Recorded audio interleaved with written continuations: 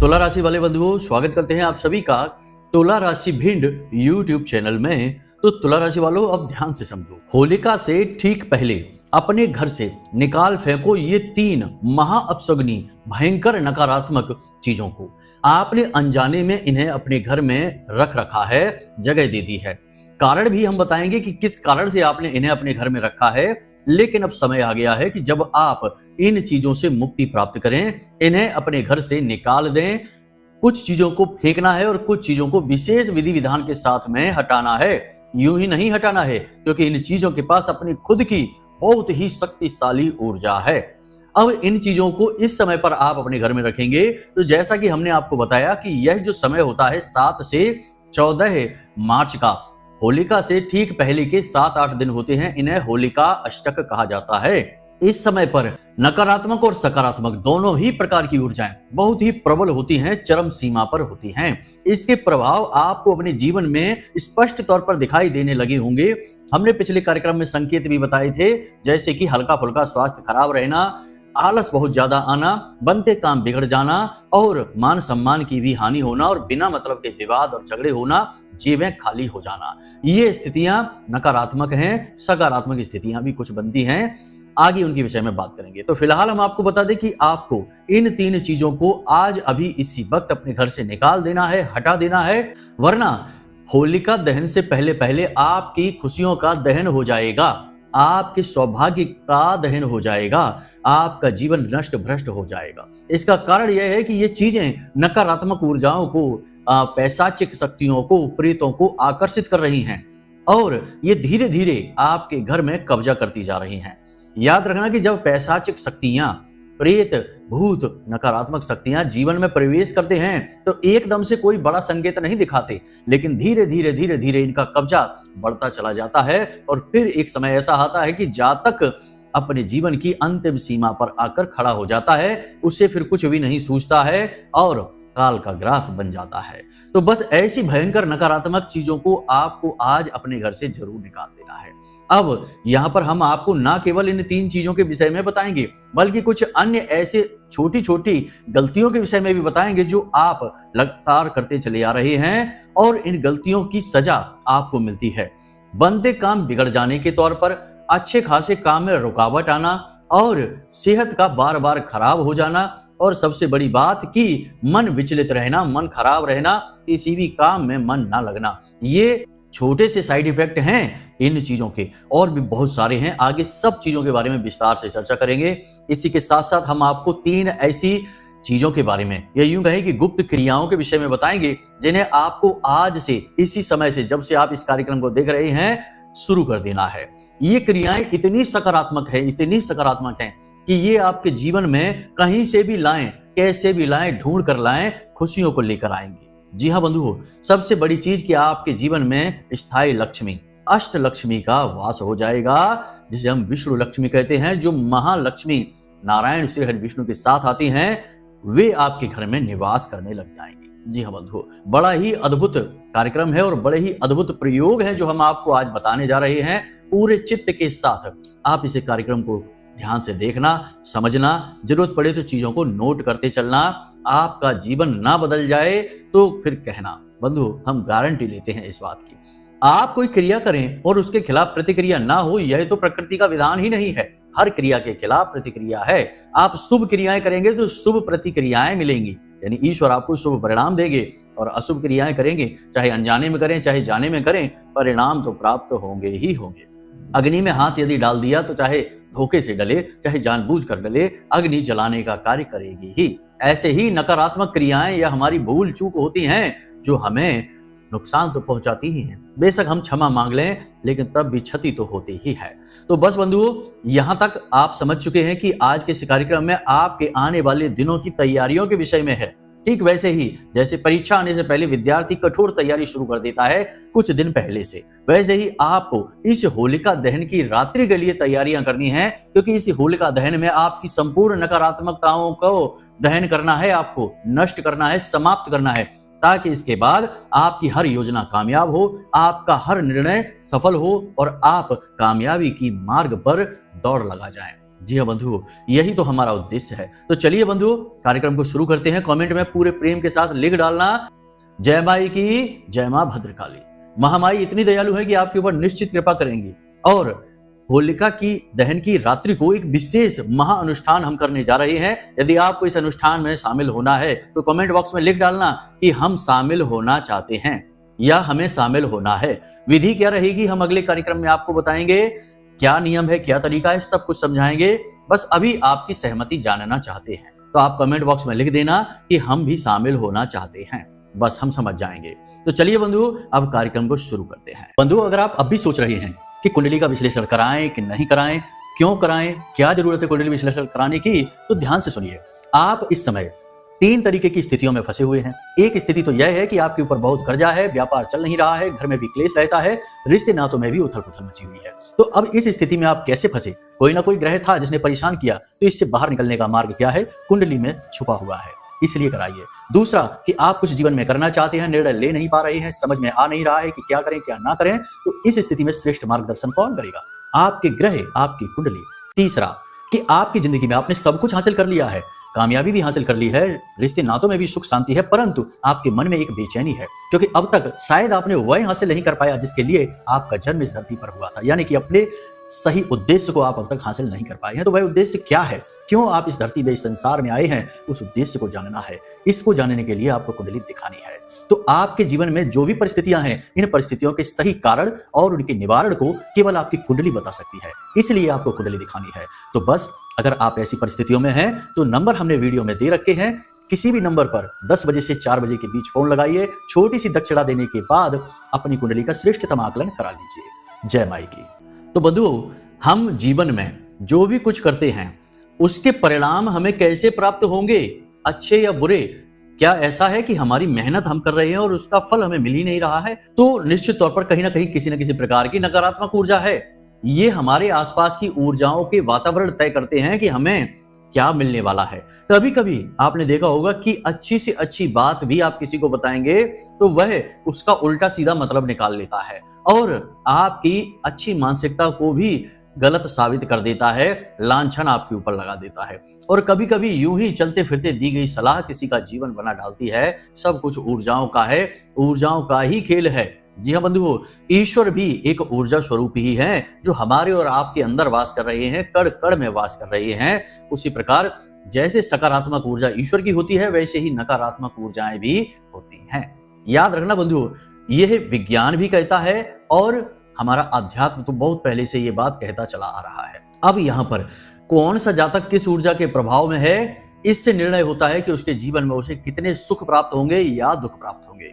अब आपके जीवन में तो लगातार कष्ट चले ही आ रहे हैं। कभी आप कामयाबी की ऊंचाई पर चढ़ जाते हैं और कभी आप सीधे नीचे आ गिरते हैं, यानी जहां से शुरू किया वहीं पहुंच जाते हैं। और कभी कुछ ऐसे कष्ट हैं जो लगातार बने ही हैं, उनका अंत ही समझ में नहीं आ रहा है। तो यह सीधा प्रमाण है कि आप नकारात्मक ऊर्जा की चपेट में हैं। अब नकारात्मक ऊर्जा कौन सी है, क्या है, यह एक अलग प्रश्न है। आपके ही पितृ पूर्वज हैं जो आपको परेशान कर रहे हैं, या फिर किसी ने आपके ऊपर टोना टोटका तांत्रिक क्रिया कर दी है जिसकी वजह से आप परेशान हैं, या ग्रहों से पीड़ाएं उत्पन्न हो रही हैं। यदि ग्रहों से पीड़ाएं उत्पन्न हो रही हैं तो उसका तो इलाज है, कुंडली विश्लेषण कराकर हम उपाय लेकर इन पीड़ाओं से मुक्त हो जाते हैं। परंतु पितरों की पीड़ा है, प्रेतों की पीड़ा है, कोई क्रिया की गई है, इन पीड़ाओं से मुक्ति इतनी आसानी से नहीं मिलती है। तो अब बंधुओं, आगे कार्यक्रम में हम आपको जो बताने जा रहे हैं वे बातें बेहद महत्वपूर्ण हैं, क्योंकि ग्रहों की पीड़ा तो हमें हमारी कुंडली के आधार पर मिल रही है और उसका समाधान हो जाता है। लेकिन जो नकारात्मक ऊर्जाएं हैं, कभी कभी हम उन्हें खुद अपनी गलती से अपने जीवन में आमंत्रित कर लेते हैं, अपनी भूल से उन्हें न्योता दे देते हैं, निमंत्रण दे देते हैं और वे हमारे घर में आ जाती हैं और हम पर उनका कब्जा हो जाता है, राज करना शुरू कर देते हैं। जी हाँ बंधुओं, तो वे गलतियां करने से तो हम कम से कम बचें, फिर उसके बाद रक्षा कवच अपना निर्माण कर लें और हम स्वतंत्र हो गए, फिर हमारे पास कोई नकारात्मक ऊर्जा नहीं आएगी। तो बस बंधुओं, आप ध्यान से समझिए। पहले हम बात करते हैं छोटी छोटी गलतियों के विषय में जो आपको इन 7 से 8 दिनों में भूल कर भी नहीं करनी है, यानी 7 से 14 मार्च के बीच भूल कर भी इन गलतियों को आपको नहीं करना है। जरा आप ध्यान से समझना।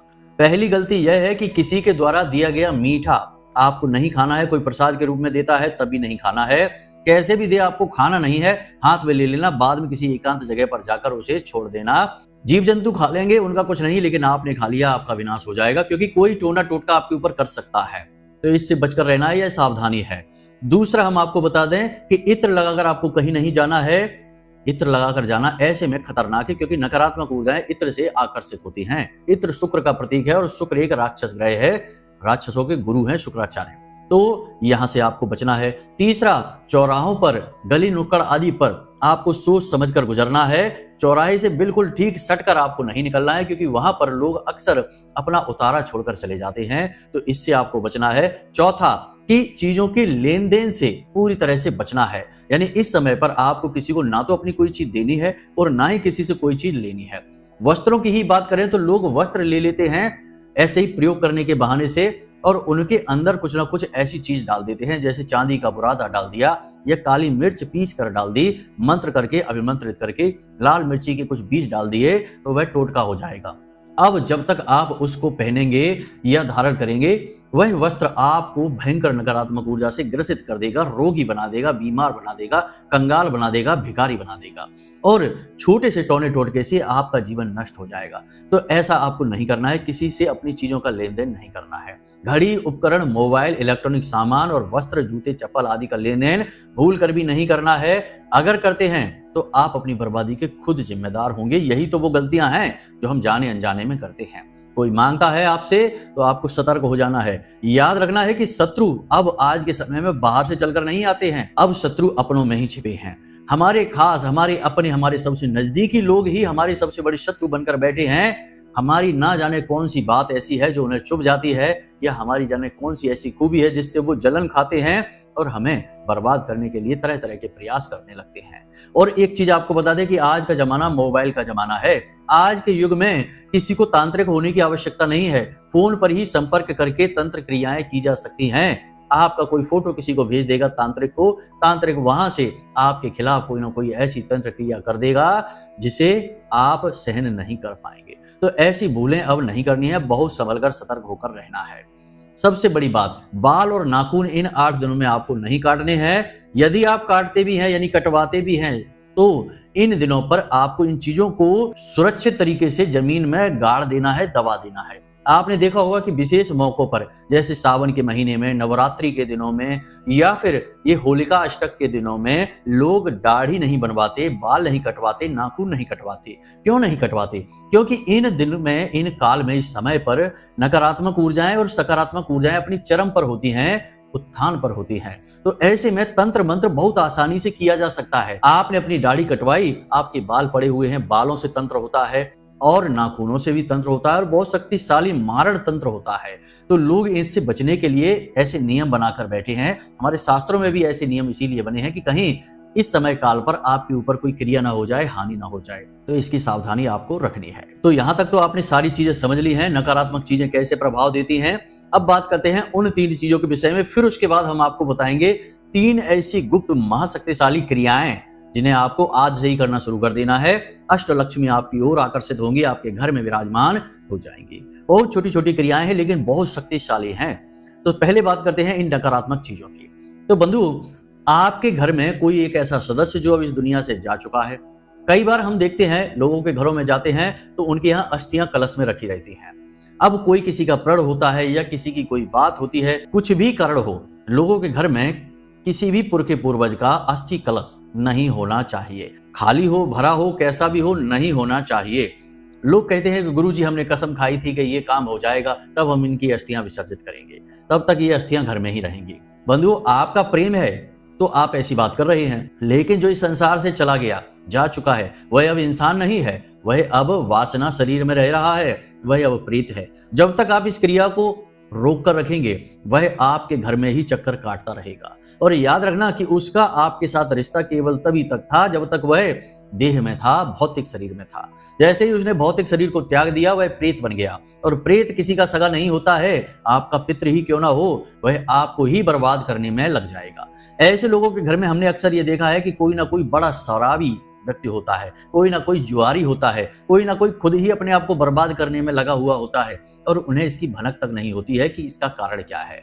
तो ये चीज बहुत खतरनाक है। यदि आपने घर में रख रखा है तो इसे विसर्जित करिए, मत रखिए अपने घर में। आप क्यों अपनी बर्बादी को खुद ही निमंत्रण दे रहे हैं, क्यों मिटना चाहते हैं?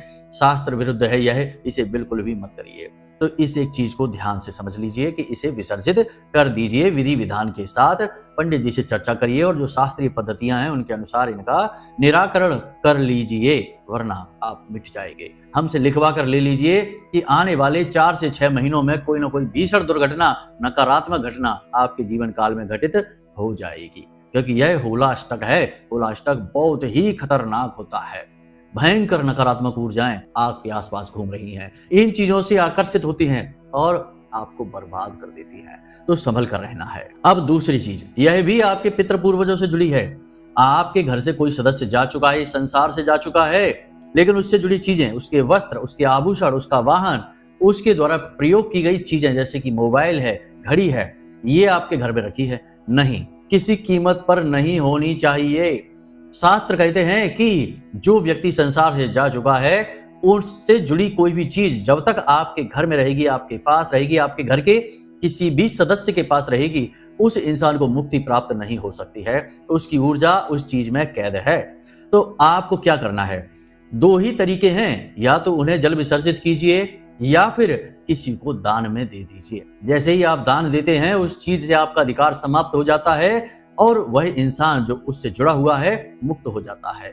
या फिर जल विसर्जित कर दीजिए, यही समाधान है। यदि नहीं करेंगे तो फिर से वही बात होगी कि वही व्यक्ति जो आपका अपना था, आपको लगता है कि आपका अपना है, वही व्यक्ति आपकी बर्बादी का कारण बन जाएगा। याद रखना बंधु, हमने देखा था एक सज्जन श्रीमान, उनके घर हम गए तो उनके पूजा घर में उनके पिताजी जो इस संसार में नहीं है, उनकी तस्वीर लगी भगवान की तस्वीर के ऊपर, यानी दीवार पर उन्होंने लगा रखी है। अलमारी भगवान की बनी है, जमीन से थोड़ा ऊंची, और ऊपर दीवार पर उन्होंने अपने पिताजी की तस्वीर लगा रखी है।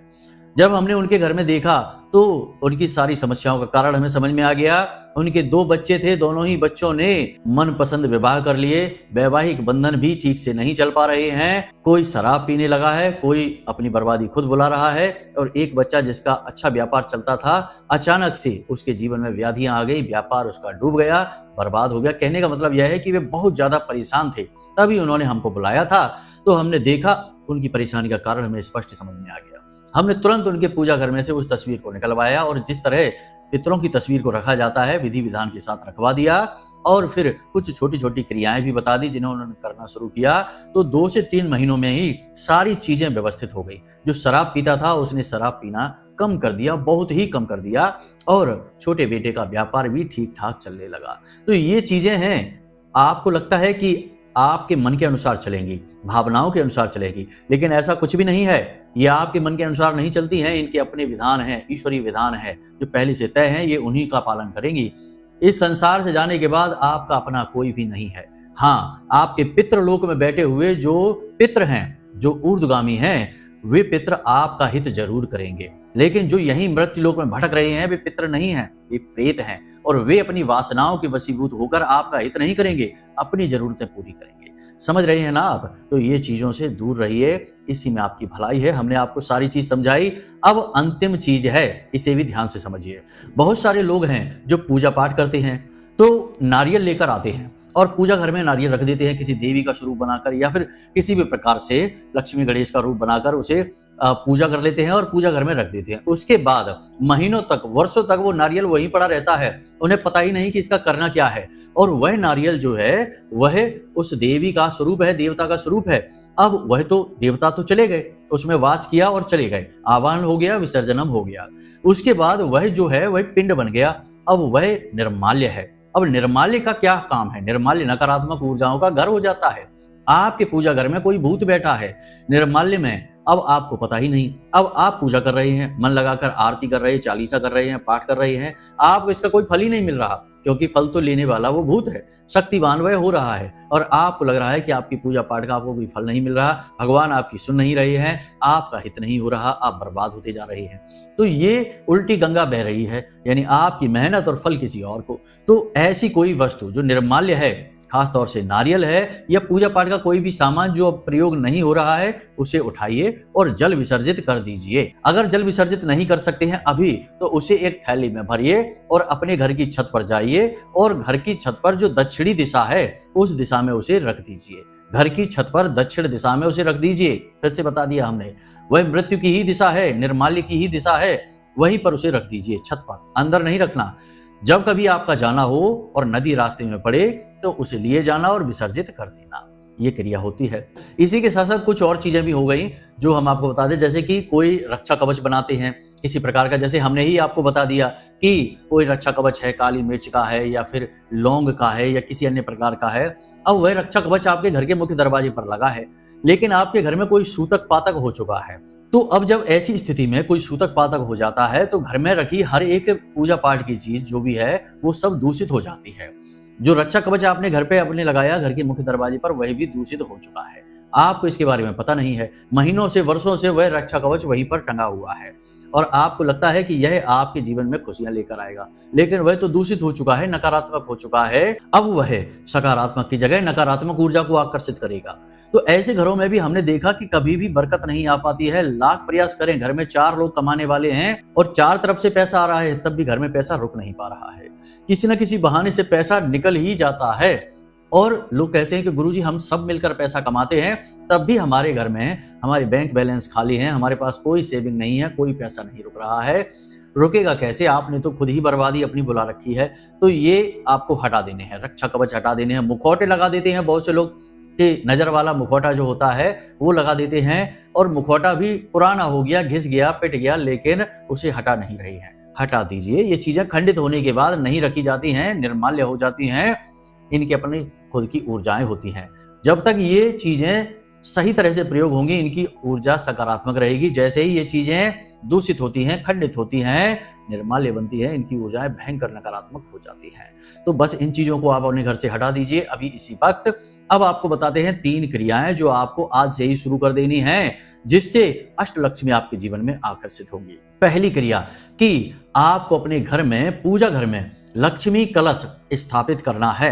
हमने आपको पहले भी कई कार्यक्रमों में ये बात बताई है कि जब भी जीवन में शुभ घड़ियां आती हैं, पवित्र समय चलता है जिसमें दैवीय शक्तियां जागृत होती हैं, हर वक्त भी हमारे आसपास मौजूद रहती हैं, तो ऐसे में यदि हम लक्ष्मी कलश को स्थापित करें तो माता लक्ष्मी खुद आकर्षित होंगी आपकी ओर, आपके घर में आएंगी, प्रवेश करेंगी। तो लक्ष्मी कलश को जरूर स्थापित कर लीजिए।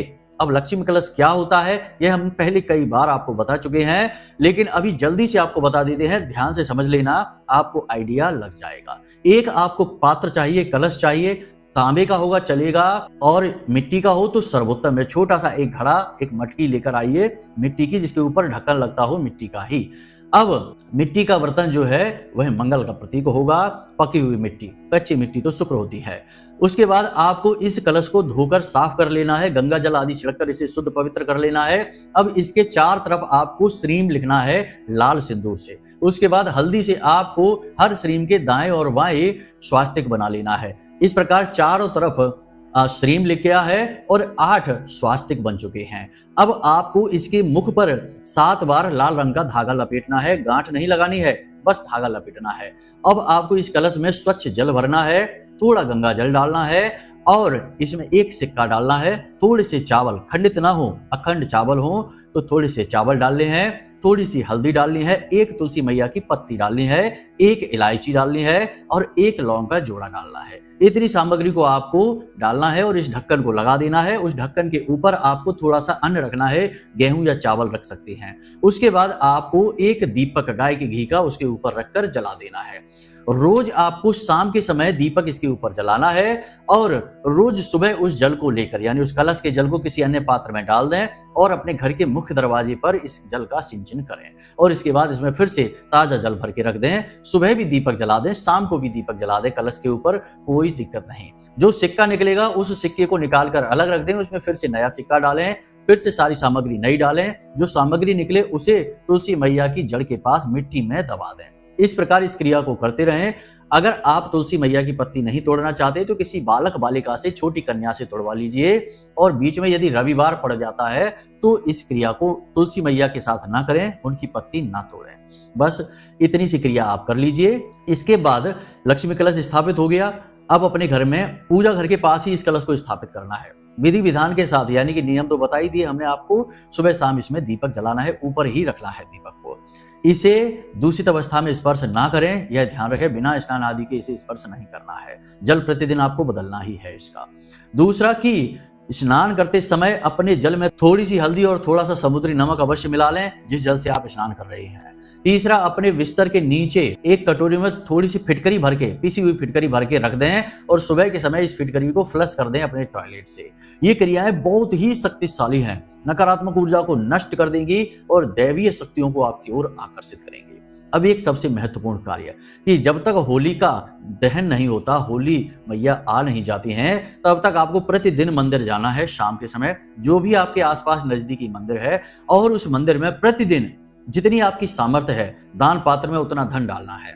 जैसे कि आप 10 रुपए डाल सकते हैं, 5 रुपए डाल सकते हैं, प्रतिदिन आपको डालना है। अब इसमें खास बात यह है कि पहले दिन आप जितनी भी रकम डालेंगे, अब हर दिन उतनी ही रकम आप डालेंगे। जैसे 5 रुपए से आपने शुरू किया तो अब प्रतिदिन आपको 5 रुपए ही डालने हैं। ऐसा नहीं है कि एक दिन 5 डाल दिए, एक दिन 10 डाल दिए, एक दिन 20 डाल दिए, ऐसा नहीं करना है। एक रकम तय कर लीजिए, 7-8 दिन का समय है, 10 रुपए प्रतिदिन डालेंगे तो 70-80 रुपए हो जाएंगे।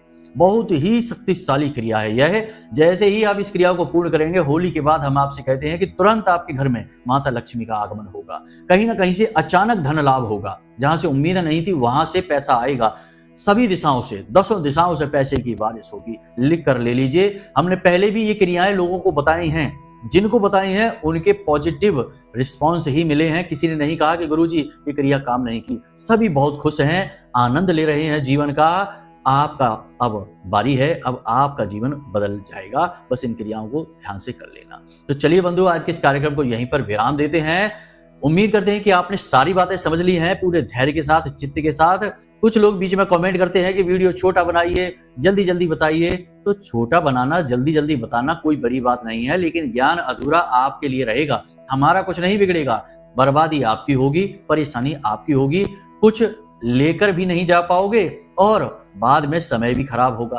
तो कहने का मतलब यह है कि ज्ञान धैर्य के साथ आता है।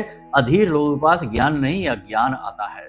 तो चलिए बंधु, कार्यक्रम को विराम देते हैं। यदि मन में कोई प्रश्न उठे या कुंडली विश्लेषण कराना है तो नंबर हमने वीडियो में दे रखे हैं। केवल इन्हीं नंबरों पर फोन करना है और अपनी जानकारी देनी है, किसी अन्य नंबर पर कॉल ना करें। इसी के साथ साथ बंधु, हमेशा हंसते रहिए, मुस्कुराते रहिए, सकारात्मक रहिए और महामाई पर अपनी आस्था और विश्वास बनाकर रखिए, क्योंकि आपका उद्धार वहीं से होना है। तो चलिए प्रेम से बोलिए जय माई की।